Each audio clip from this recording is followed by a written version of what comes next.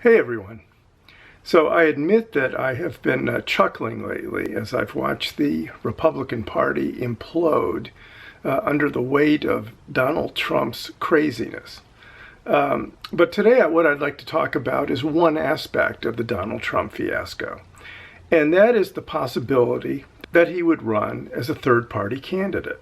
The newspaper today is full of hand-wringing on the part of establishment Republican figures worried that Donald Trump will bolt the party. And so right up front, I would like to offer the thesis of this blog. Donald Trump will never run as a third-party candidate. In case you missed that, let me repeat. Donald Trump will never, ever run as a third-party candidate. And let me explain why. When you have the narcissistic, thin-skinned, middle school mentality of Donald Trump, the worst thing that you can ever be in life is a loser. And if he runs as a third-party candidate, that will render him a two-time loser. First of all, it'll mean he's been shunned by the Republican Party and he won't have won the nomination. And second of all, it would consign him to being an ugly asterisk in the 2016 race, where he would likely win 3, 4, maybe 5% of the vote. And he would be a laughingstock and would incur the enmity of every Republican and, of course, every Democrat in this country. Now, of course, we're hearing a lot of bluster from Trump because of that news story, that poll that said 68% of his followers would go with him if he were going to bolt the party. Now, that's a ridiculous number. I mean, I believe that 68% of respondents said that. I even believe they were sincere when they said that. But first of all, a year out from the election, it's a meaningless number. Of course, 68% of those people aren't going to follow him. As the election approached, as things got more serious, as the race between the Democrats and Republicans got more heated and more intense, 68% of people aren't going to follow Donald Trump. That's a December 2015 number that should be laughed at, not taken very seriously. But even if you do take it seriously, think about it for a second. We're talking about a situation where, let's say 45% of Americans identify as Republicans. And that's a generous figure to begin with. But let's take 45%.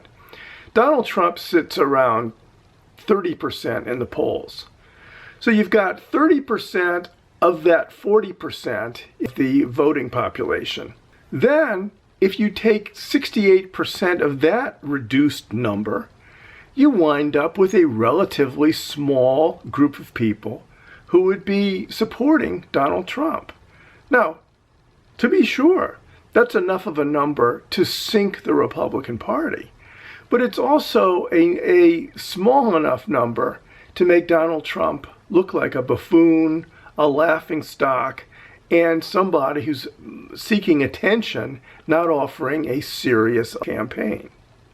He'll never do it.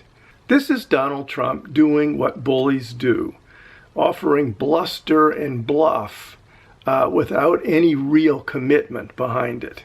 Another example would be his demand that CNN send $5 million to Donald Trump's favorite charity, or he's not going to participate in the debate. Never happen. Donald Trump would never ever miss an opportunity to stand in the middle of the stage and pontificate. In fact, Donald Trump couldn't care less about charities or $5 million.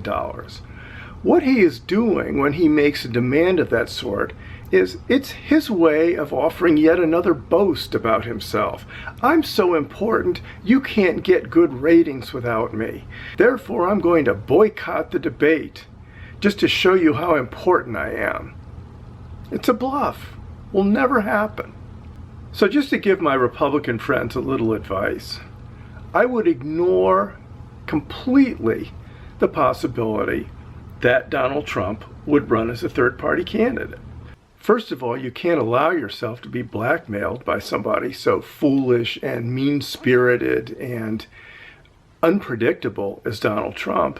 And second of all, there is no possibility that he will do it because there's no payoff for him to run as a third-party candidate. Finally, let me offer one slightly off-the-wall theory about Trump. When I heard of his latest policy proposal to ban all Muslim immigration into this country, my first thought was, is he trying to sabotage his own campaign? Is he looking for a way out? Now think about it for a second. Donald Trump is a businessman.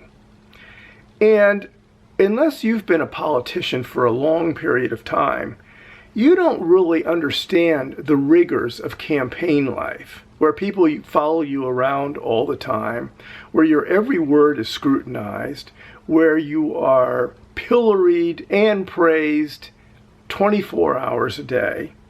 Sure, that feeds Trump's ego to some extent, but it's also very overwhelming. And I'm not sure that he bargained for how much of a psychic burden it would be to be in a campaign day in and day out, week in and week out. Let's not forget that the last time Donald Trump threw his hat in the ring, when he came out as a birther and told us with great fanfare that he had sent his crack investigative team to Hawaii and he had found out important things about Barack Obama that led him to believe that Obama was not an American citizen. Yes, he vaulted to the top of the polls, but only for a week. After that, Obama released his birth certificate, and that was the end of Donald Trump. So Trump didn't have the burden of being a candidate for any length of time. The possibility exists in my mind that Donald Trump is wilting under the pressure right now. Why else would you say something so crazy as, we're going to limit an entire religion from being able to immigrate to this country? I mean, it's unconstitutional on its face and guaranteed to alienate virtually every sector of the country. So I may be wrong. Maybe Donald Trump isn't looking for an easy way out of the campaign. Maybe he's just nuts. Maybe he's just getting terrible advice from the people who surround him. But I remain even more convinced today than ever that Donald Trump will never win the Republican nomination, and once he does, will never run as a third-party candidate.